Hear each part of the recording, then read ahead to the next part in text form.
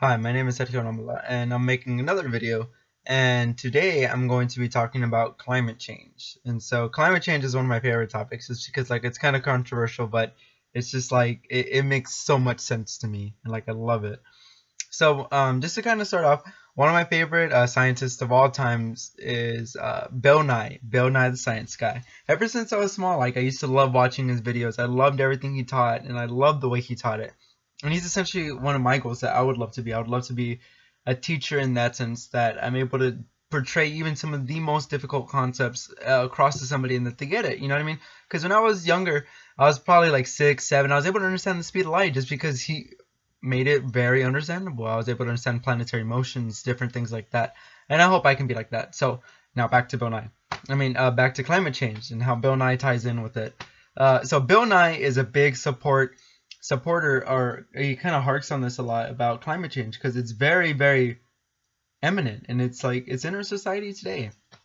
Personally, one of our teachers doesn't believe in climate change, another one does. I'm just like, what? So me personally, I'm like a strong supporter of climate change. It's not even like a doubt anymore, it's a fact. Because if you look at different graphs, you can see our CO2 levels go like this.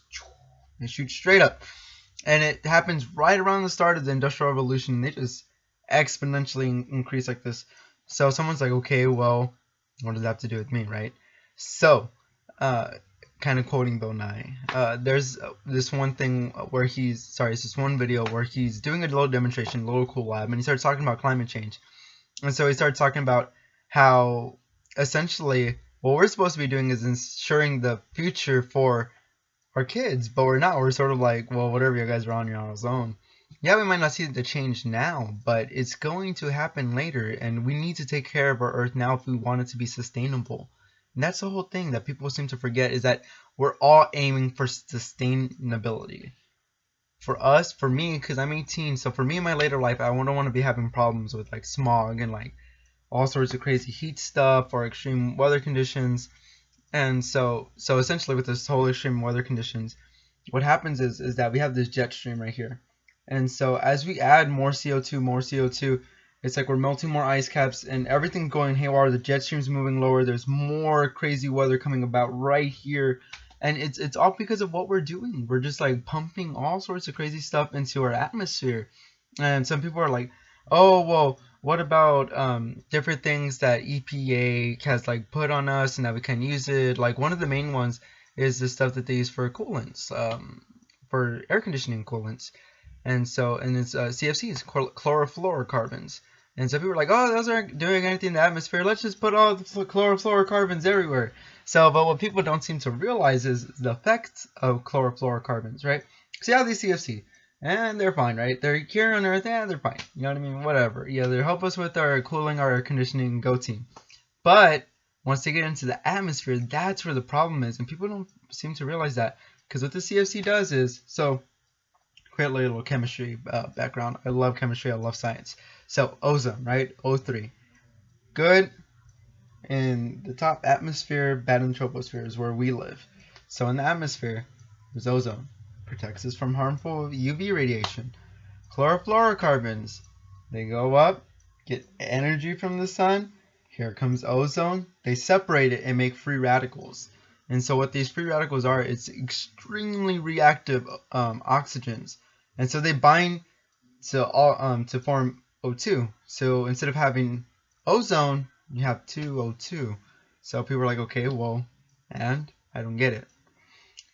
Well, that's bad, because that's how come we have a hole in the ozone layer, and that's how come we're depleting our level of ozone that's protecting us from the sun's harmful radiation. So, and not only that, but chlorofluorocarbons take forever to dissipate in the atmosphere. They're just breaking everything down, breaking ozone. They react, they settle a little bit, get more energy from the sun, and they go at it again. But people don't realize that, and it's horrible, and just it's like we're harming our earth, and it saddens me, just because I love nature personally. Every single morning I sit by the river and I look at nature, and I just watch the water, look at the plants, and it just makes me sad that we're so willing to throw this beautiful earth that's been given to us away. And we need not to do that. We need to cherish it, and we need to take care of it for us and for later generations. Because who's to say that we want our kids to live in a generation later on where it's just completely trash everywhere and it's polluted and it's hot? And so, again, back to climate change. Climate change is a very big thing. It's very eminent in our society, and we just really need to do something about it. And I feel that the way that we can do something about it is by electing politicians that say, hey, climate change is a big deal, we need to address it. That's what we need. We need people to start making changes. We need people to get out of office that are saying, oh yeah, climate change isn't real, it's not anything. Oh, let's like throw more chlorofluorocarbons up in the atmosphere. Nothing's gonna happen. It's all gonna be fine and dandy. We need to get those people out of there, because those are the people that are harming our earth, and they don't see what they're doing.